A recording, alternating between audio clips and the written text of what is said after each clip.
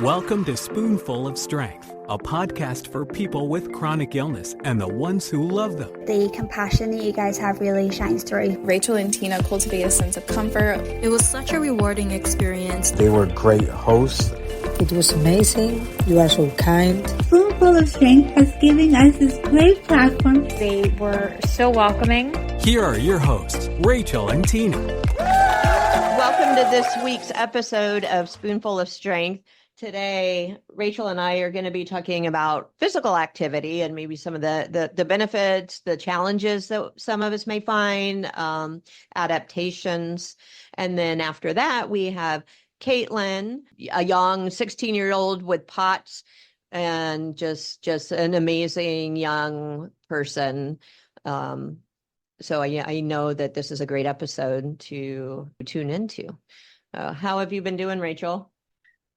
Oh, I'm okay. Things have been a little bit crazy for me. I'm noticing a big dip in my cognitive decline lately, and just stupid things like cooking. The last 2 meals that I cooked, I made a stupid mistake when cooking. I didn't, I don't know. So Ed last night, he said, "Do you have an MRI coming up soon?" And I was like, okay, where'd that come from? Right. And I said, why are you asking? He goes, because I know things are getting worse, like cognitively, like, and I do have an MRI. Changes. Yeah. I do have an MRI next Wednesday of my brain and my neck. And then my neuromuscular doctor ordered MRI of my spine, which is going to be beginning of December. So I do have. This is the new doctor that you saw, correct? Yeah, he added on the spine because of some of the issues that I've been having. He wanted to look at that, but it's just a weird place where I've been, where I feel like everything is flaring up all at once. And I've got my gastroenterologist ordering a esophagram to look for muscle weakness in the esophagus. I've got these MRIs coming up. I've got so many different things rolling around, and it's getting really overwhelming.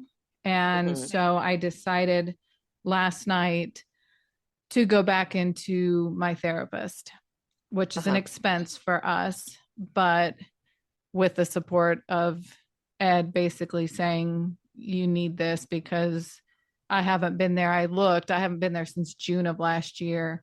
And it's just things are progressing faster than I'm ready for. And I'm just starting to see my mental health start to decline a little bit. And, so, I got a hold of my therapist. I see him next week. Oh, good. Do you feel that part of the cognitive, because I know that my cognitive challenges definitely get much worse when I'm stressed. So do you feel that might be part of what's going on? Is not necessarily a cognitive decline, but you're worried about all these other things coming up, or does it feel different than that? Yeah, it could be. I think I mostly tend to suffer with the finding my words and things like that. And now it's getting to the point where I'm like, just to give you an example, I was making like a skillet dinner and I had to put in the pasta and 2 cups of water. And I grabbed my measuring cup, which is 2 cups, and I filled it twice. So then the dinner was like horrible because I added 4 cups of water instead of 2. And I know that cup is 2. I made pizza for Jaron last night and I put it in the oven. I didn't put cheese on it. And it's so it's coming out in different forms, but Ed said something interesting to me last night when I was talking about all these symptoms that are coming up. And he said, does it matter if it has a name to it?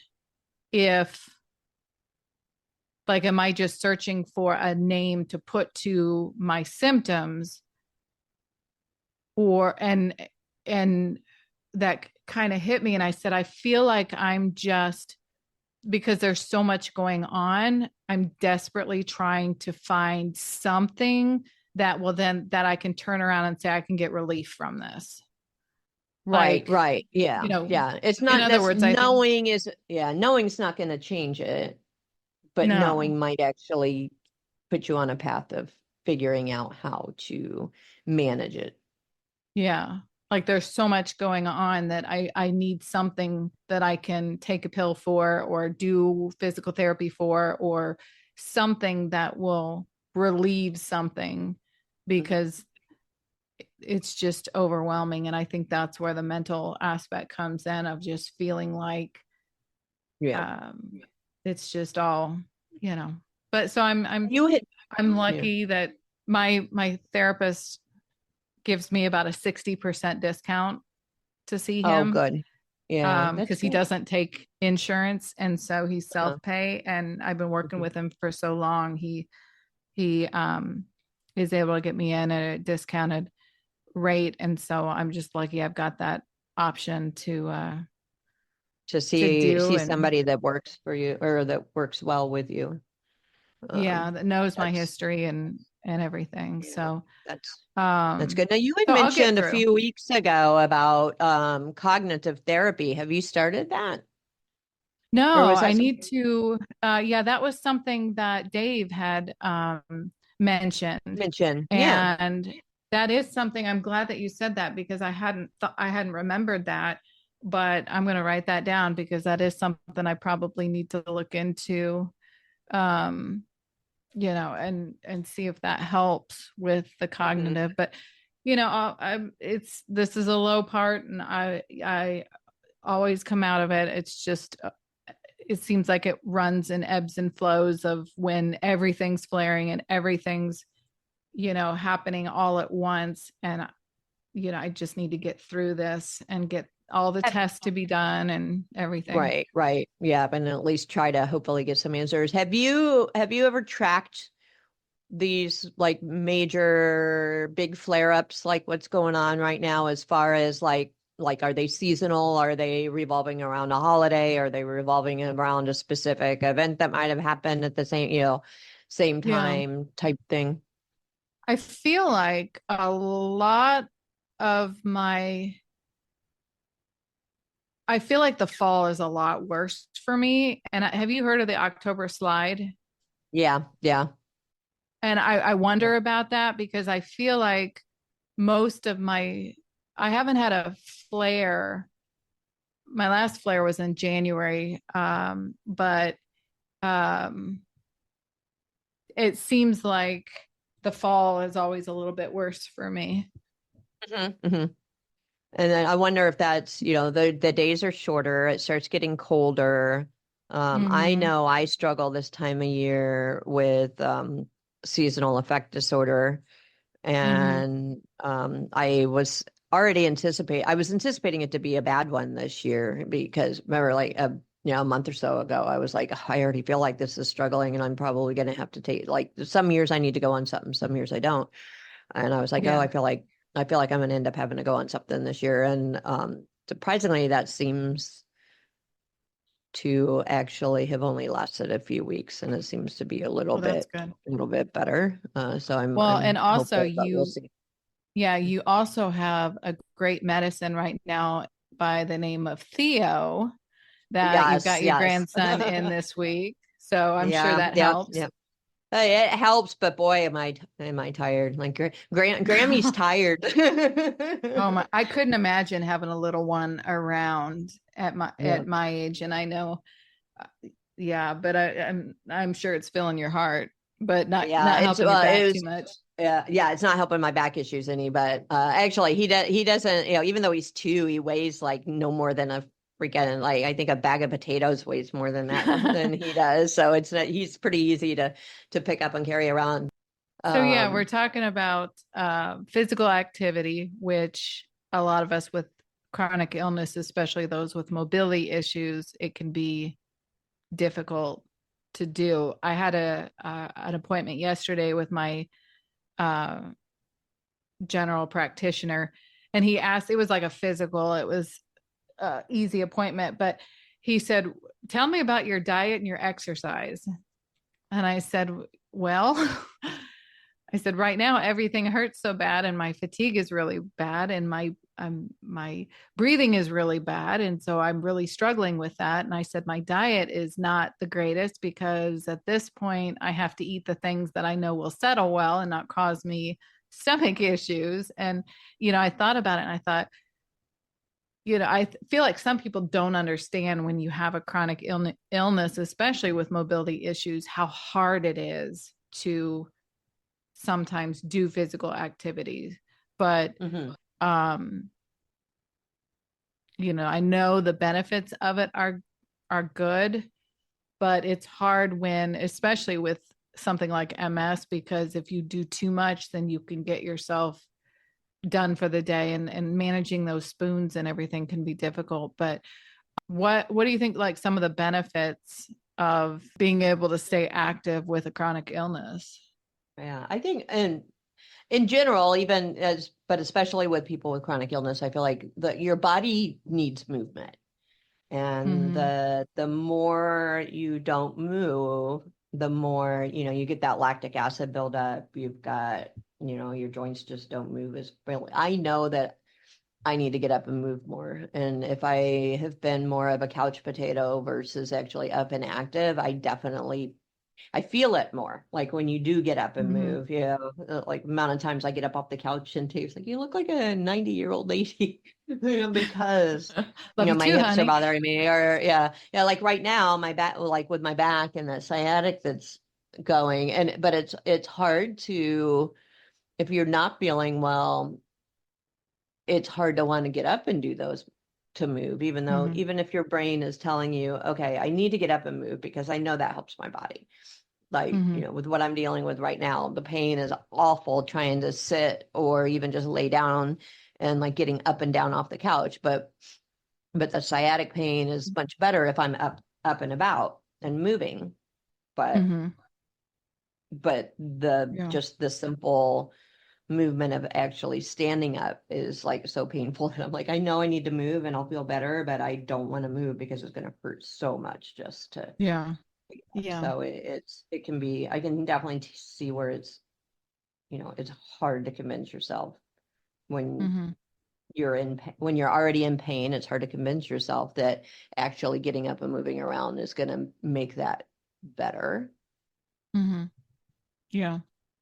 And I think that's where, I had said to my doctor, I said, I'm waiting for them to schedule me for PT for the MS, because that's always been a good outlet for me, because it keeps me accountable by having appointments. Usually it's twice a week to go in, and they are able to do specific exercises that will help with the needs that I have. And it's a short enough time period where most of the time it doesn't affect me horribly. It will affect my MS and how tired I am, but I feel like doing it with somebody that kind of understands the body and everything. I think having your doctor give you PT time, for me, that's worked the best for me. One of the things that when I was at PT and they mentioned was aquatic PT, but they said I wouldn't be a good candidate because the pool is heated, and with MS, heat can exacerbate symptoms. So, but it might be something that I might want to see if I can try, and then see if it, if it's more, if it makes it worse beneficial or not.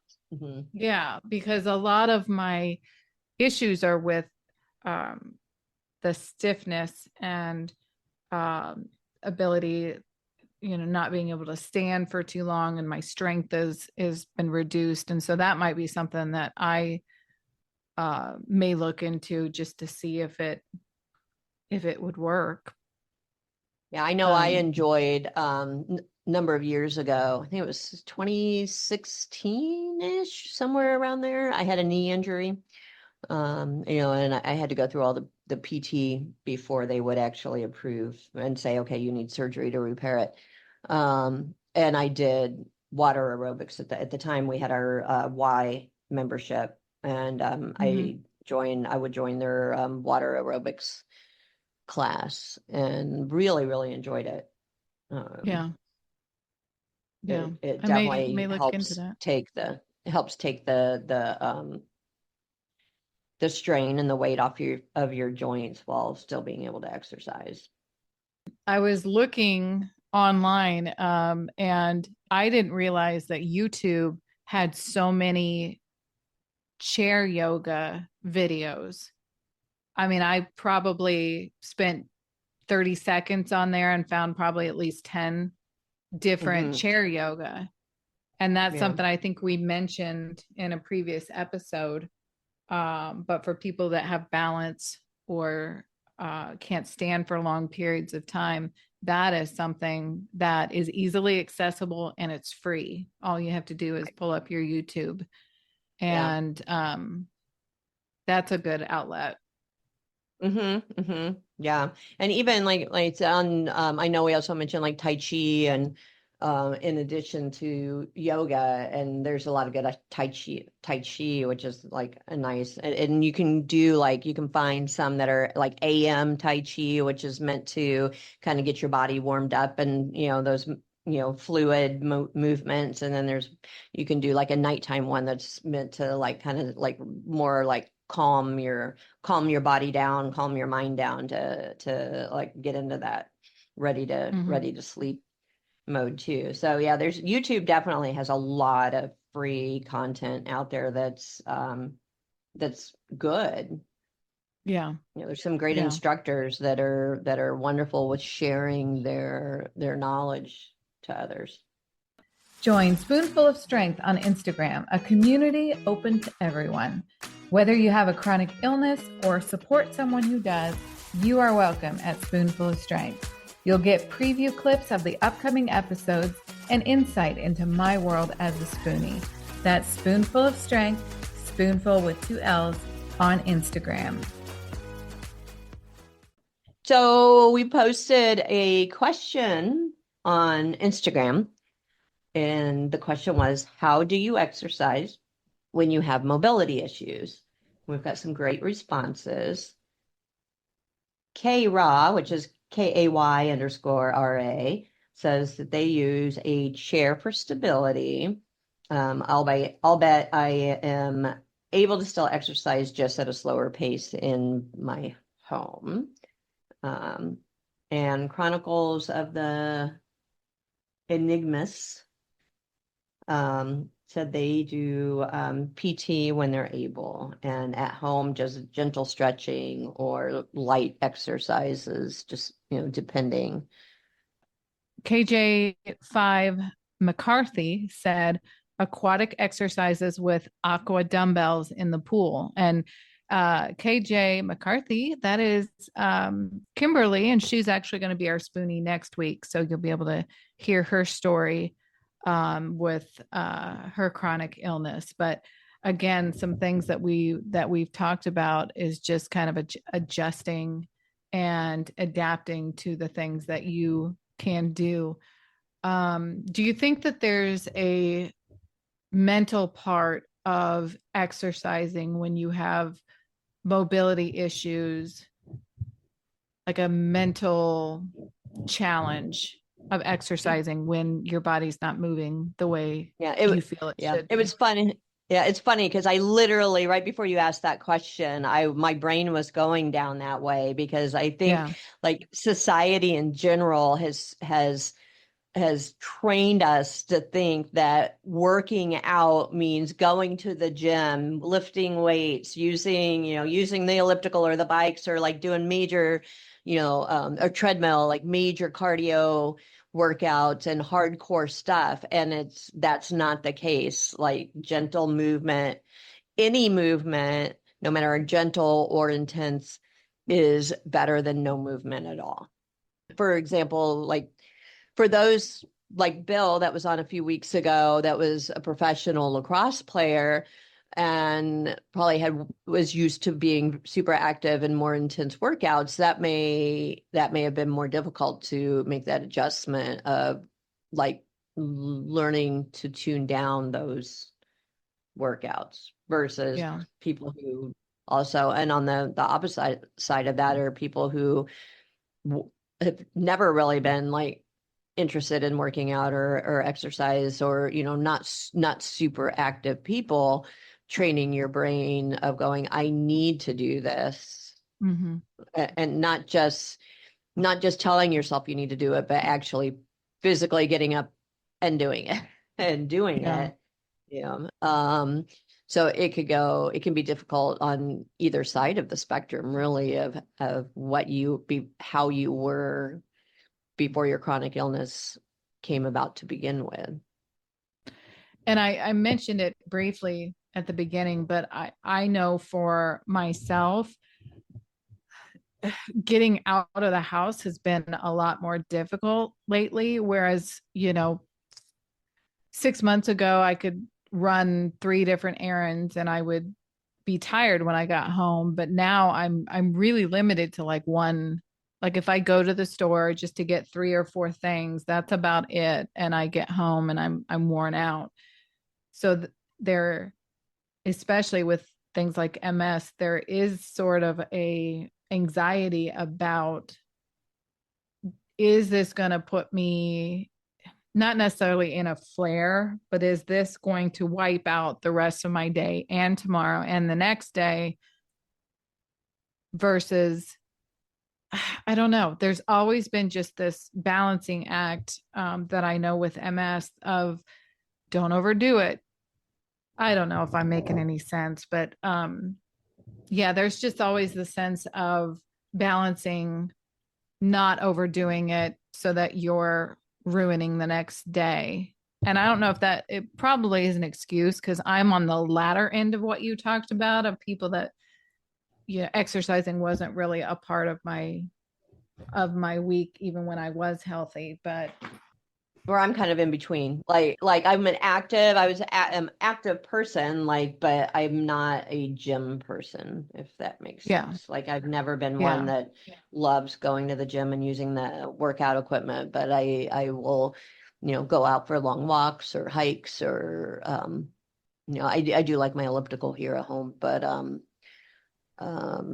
yeah, I am not a big, although I do keep saying I want to learn to tone. You know, I need to start doing some toning work and, you know, getting my muscle tone back and stuff. But yeah, I'm not a gym rat.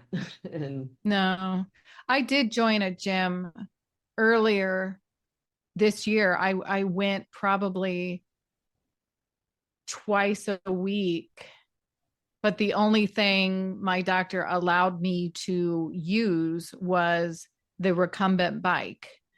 And because I admitted to her, I was getting on the treadmill and just walking. And she said, nope, you can't be on the treadmill. You have no balance issues and you trip and you are, you know, going to get injured.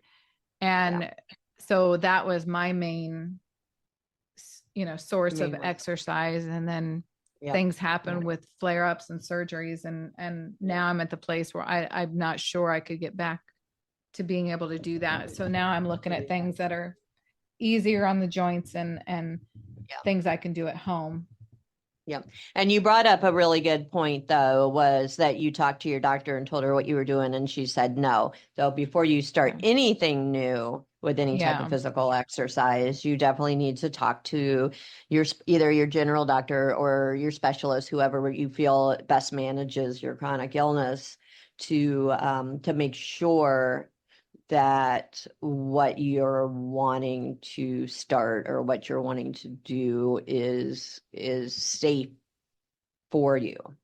Yeah, it was funny. She even put on like the paperwork, the summary, my instructions, and it was in bold, all caps, no treadmills. No treadmill. So I took a picture of that and I sent it to Ed and I said, I've been banned from the treadmills, but that reminds me of remember when I was still living out there in Fort Wayne, and I had that treadmill in the living room.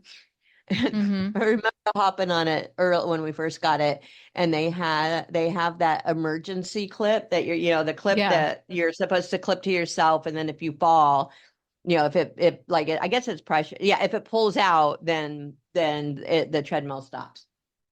And I'm like, this is stupid. Who's dumb enough to fall off of a treadmill? I know and where need this that? is going. Yeah. And then I needed a break. And so I stepped up, I instead of like turning it off and slowing it down, I went to put my feet on the side rails, to take a breather. And one of my feet, like I missed it and it landed back on the belt, and I lost my balance and went sliding off of the back of the treadmill. But it was so close to a wall that I got like wedged in between there. No. And in the meantime, and I'm stuck, like my knees were like torn up from the treadmill belt. And I'm just like, all right, that I deserved that one because I literally had just said, what kind of person, why would somebody need this? Like, how do you fall off of a treadmill? Oh my gosh. That's funny. Yeah. That's karma for you. Yeah. But yeah. And so it can be tough, but it's also like, I do notice that the more I'm up and around, I'm not as stiff. Yeah. It's just keeping those joints, because your joints have that synovial fluid in there, and if you don't keep them moving, then you're not keeping your joints lubricated. So it needs that movement to keep things working well. So it's just a matter of talking to your professionals, maybe even asking for a referral for a physical therapist, even if it's just for a couple visits, for them to come up with a plan at home, and then tuning into YouTube and finding some things that work for you, and also just finding what you enjoy. It's like I said, I never enjoyed going to the gym as far as working out. I like the programs. I enjoyed the why for the for the their yoga and Pilates and their group exercise things, but I don't really like going to hit a Stairmaster or something like that. So it's easy to work in those physical exercises if you figure out what you actually enjoy doing. Like I can go out on a trail and come up with, and I'm sure I could probably find it on YouTube, since I love hiking. I could probably find some exercises I could do in the woods, a fallen log and do stretches on that, or, things like that. So it shouldn't be a chore. It should be something that you enjoy, and then it makes it easier to want to do it. Yeah. And I love it. I mean, you put it exactly as it should be, of talking to your doctor and making sure what you're doing is safe for you. And especially for people like POTS who, tend to pass out, things like that, that's important for people with POTS, to make sure that they're doing it safely. Right. And or anybody with balance issues, truly, as well. So that is all we have talking about physical activity. We would love some feedback and ideas if you all have things to share with what you find helps the most for you, or other ideas of where you get enjoyment. So let's go ahead and bring Caitlyn in. She is going to talk about her journey with POTS with us. Thank you so much for joining us, Caitlyn. Thank you. We're so happy to have you on our podcast, and you are our youngest one that we have had join us. So tell us a little bit about yourself. Of course. Well, I'm Caitlyn. I live in Texas, which is really hot, which doesn't help my POTS. I got asymptomatic mono in October, which started all POTS and AMPS and all of my health journey. He can do a number on some things. So you're 16, right? Yes, I am. And so are you a junior in high school or sophomore? I am a junior, yes. You're a junior. Okay. So you're here today to talk about POTS, which is, I'm going to go on my memory because we had a POTS spoonie last season. Postural, orthostatic, tachycardia syndrome. Did I get that right? Yes, ma'am. Okay, good. You're going to talk about POTS. And then we also want to dig in a little bit with AMPS. Neither Tina and I have heard about AMPS before. So let's start at the beginning. So can you tell us what initially happened, what symptoms you were having that brought you to a doctor to initially diagnose the POTS?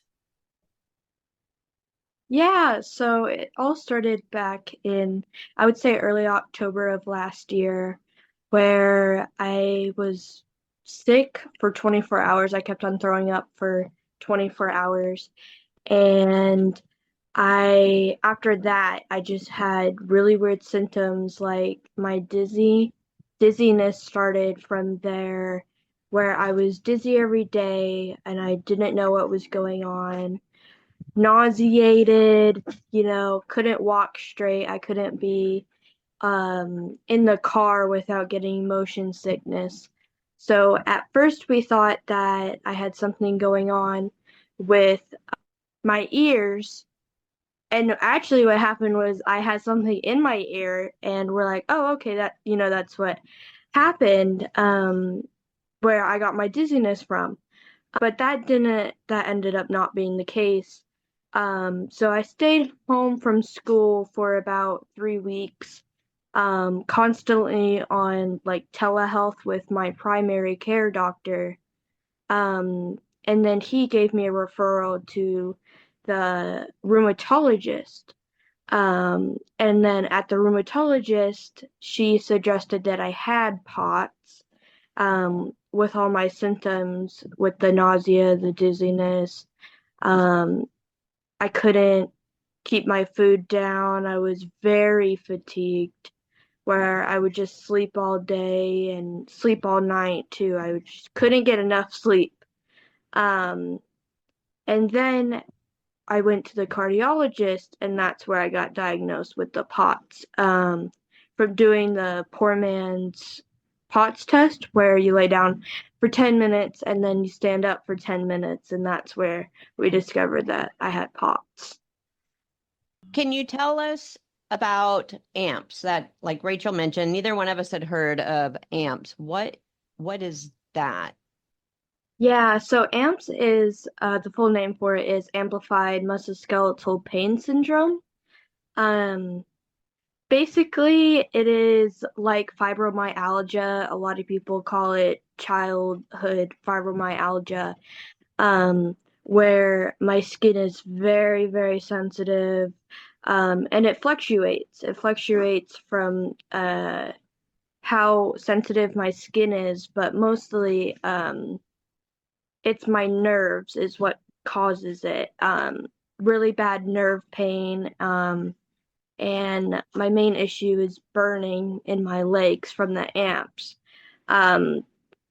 So I figured out that I had AMPS from having I went to a pain management doctor after the cardiologist, and she just did a physical where she touched any part of my body, and I was like, all over my body, it hurt. Anywhere that she touched, it was just pain.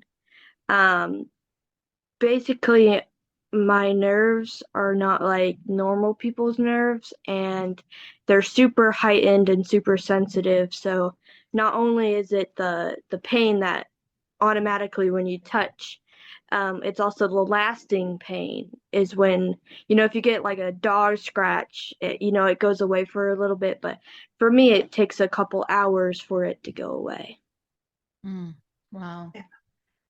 So how do you deal with both of those illnesses while you're young and in high school and social, all of that? Like, how do you deal with the high school part of it? Yeah, well, it's difficult because at first I was at home and I didn't get the social interaction, or I wasn't able to go to school. But after I got the diagnosis with AMPS and POTS, it really changed to where I was drinking lots of water, liters of water. I drink 2 liters of water every day, and I have salt every day as well, and that helps a lot. For the AMPS, I do desensitization, where I just get my skin used to the touch right now. So right now my skin's really sensitive, so all I could deal is like a soft cloth to touch my skin. But it's hard sometimes because it fluctuates is the thing.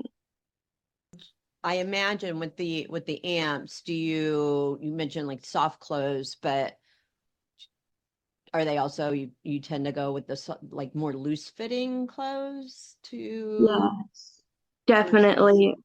I baggy clothes, any soft clothing, definitely helps as my skin, changes all the time. It feels like a sunburn, like my whole body is just a really bad sunburn. But definitely loose fitting clothing helps. Mm-hmm. And are there certain triggers, like you mentioned the heat of Texas, that I'm sure bothers that, but are there other triggers that you have noticed? Yeah, definitely a big one is the barometric pressure. Really bad right now with the winter, and definitely the October slide has been hitting me a bit hard with flare-ups, but definitely barometric pressure, cloud cover affects me a lot. And it's weird because it's, you don't realize that like cloud cover could affect how your body feels, but I definitely notice a change. Mm-hmm. Yeah. Now, with your POTS illness, do you have issues like passing out? What are the main symptoms that you have with POTS? Yeah, my main symptoms are dizziness. I definitely I can't stand up for more than 10 minutes without passing out. I go into pre-psychosis a lot. Just from getting overexerted, it feels like my body doesn't have enough energy to last through the day. My fatigue is really bad. I sleep all day.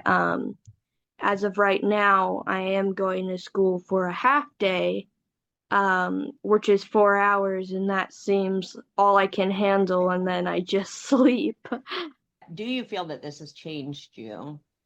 Oh, most definitely. I didn't realize how much chronic illness can change you, but when I got diagnosed with the POTS and the AMPS, it's really made me see the world in a different way with how you interact with everybody. Before I would just go through my day, just, this is what I have to do. But now I'm like, well, how are other people feeling? Real sympathy and empathy for everybody. Now I realize how much other people go through everything and anything in their daily life. And I try to uplift people every day is my thing now, where I do at least 2 nice things every day to help someone. Oh, that's wonderful. I think, with you being as young as you are, it would be easy for you to kind of be about yourself and all the things that you've gone through this last year or so. So for you to be able to know that it's actually given you a lot of empathy. I mean, it shows a lot about you and what a great person you are. So kudos to you. While you're on your phone, come on, I know it's in your hand. Head on over to Spoonful of Strength Etsy shop at spoonfulofstrength.etsy.com. That's spoonful with 2 L's. We have a wide variety of t-shirts, sweatshirts, hoodies, mugs, and so much more. Anything in the shop can be customized based on your illness. We have sizes from extra small to 5X and many colors to choose from. The best part is most items ship within 2 business days. So head on over to spoonfulofstrength.etsy.com. How has it affected like your mental health? Because Tina and I both have chronic illnesses, and just from talking to other people, the mental part sometimes can be just as hard as the physical parts.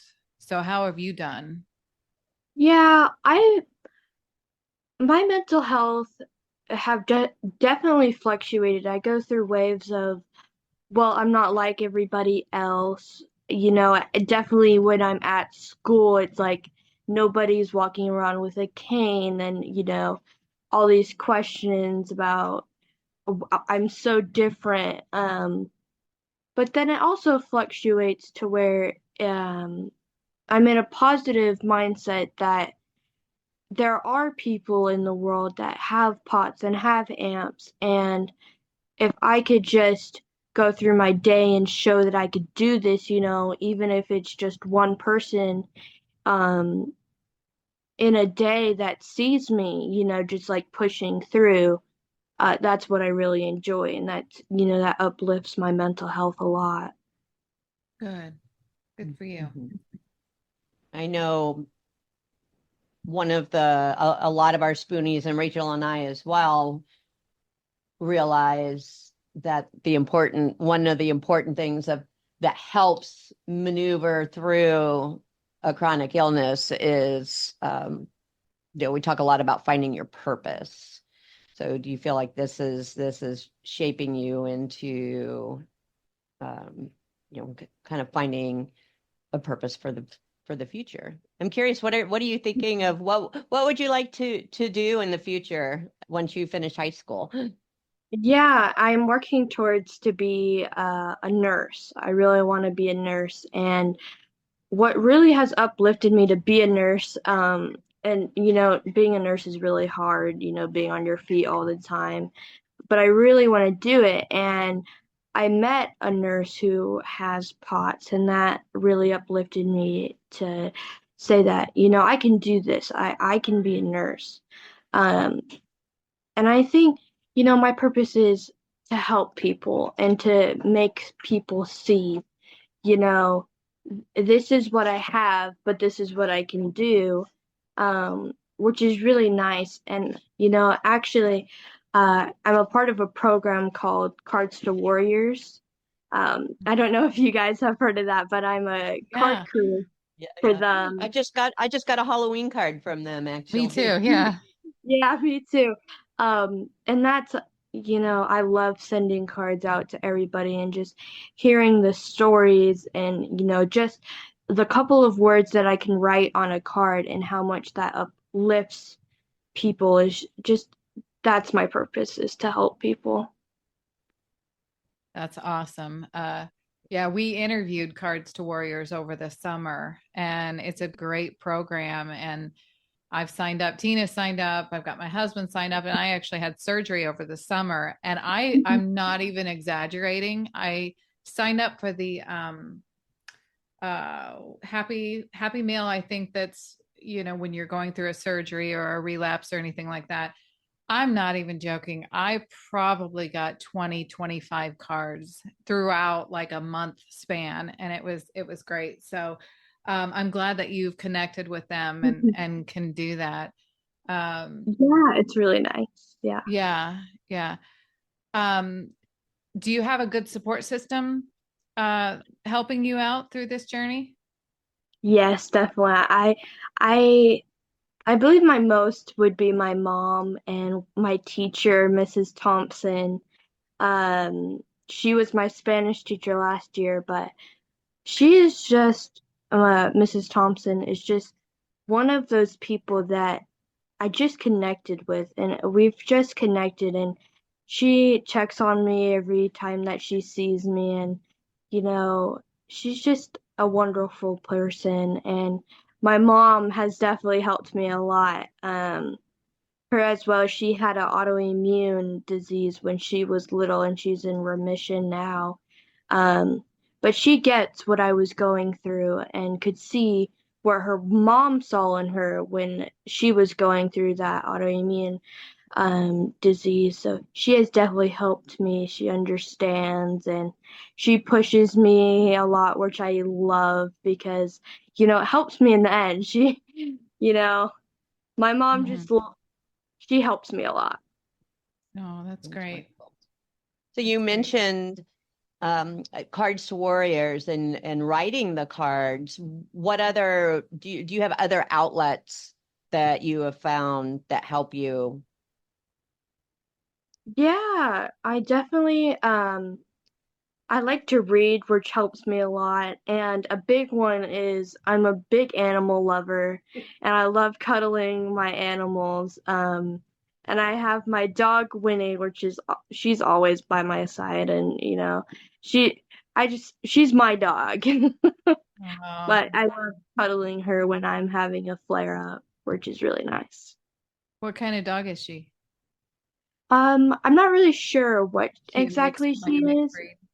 Yeah.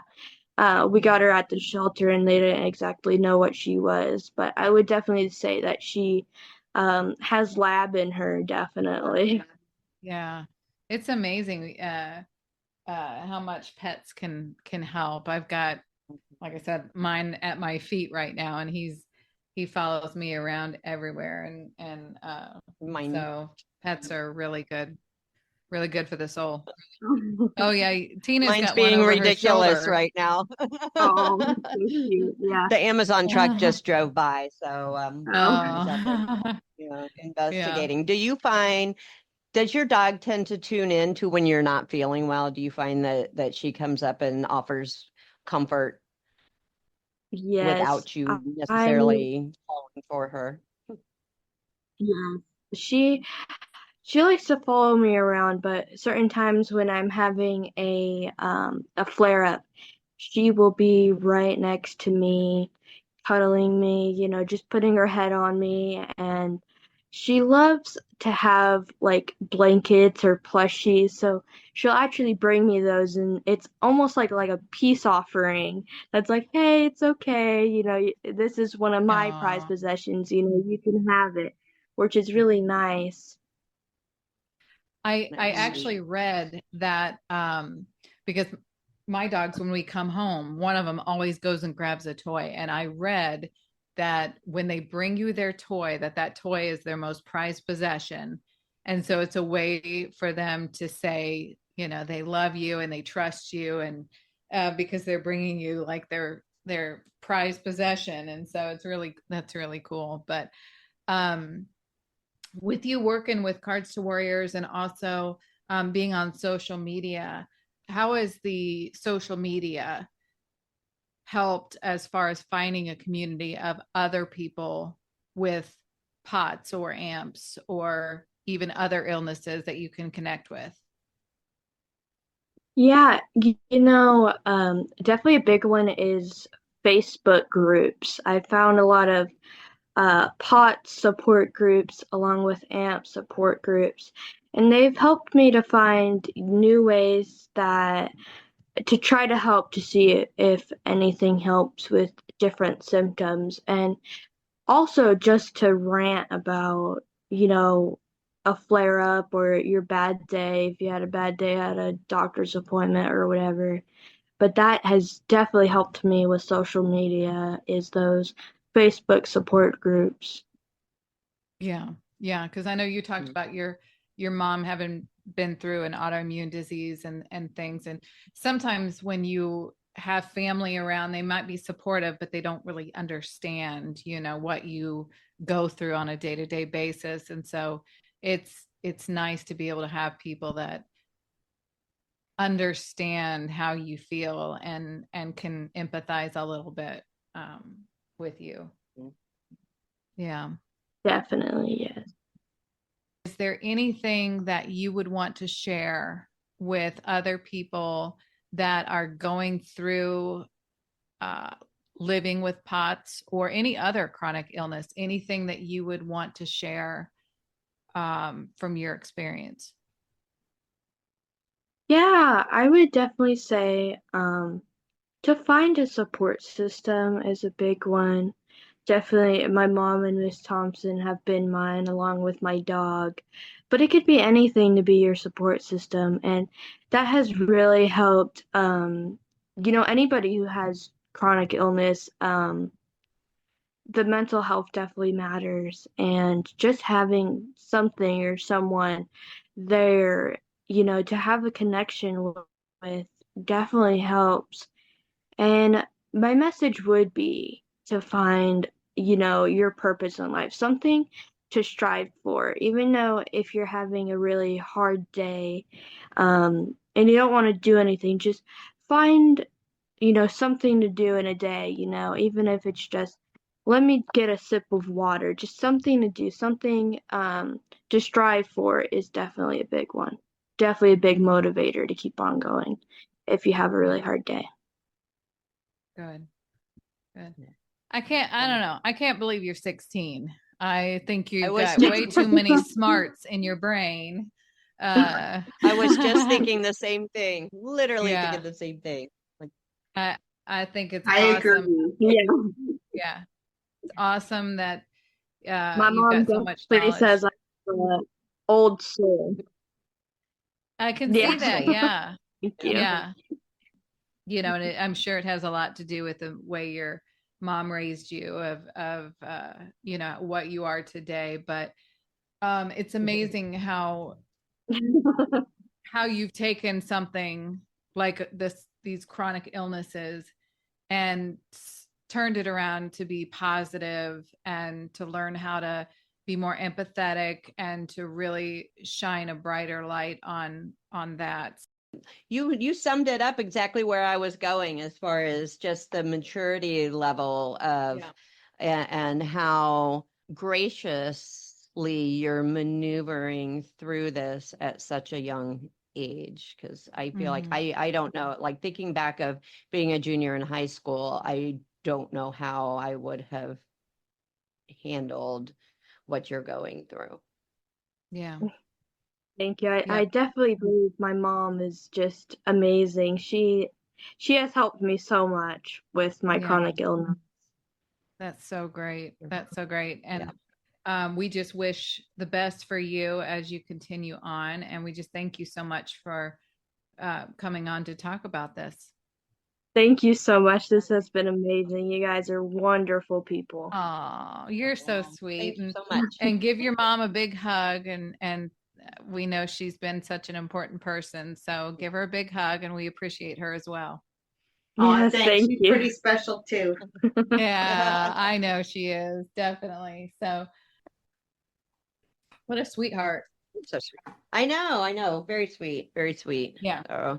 We've had so many Spoonies on interviewing, but I think Caitlyn was our youngest Spoonie at 16 years old. I can't believe how much courage and strength and wisdom she has to handle what she's been through.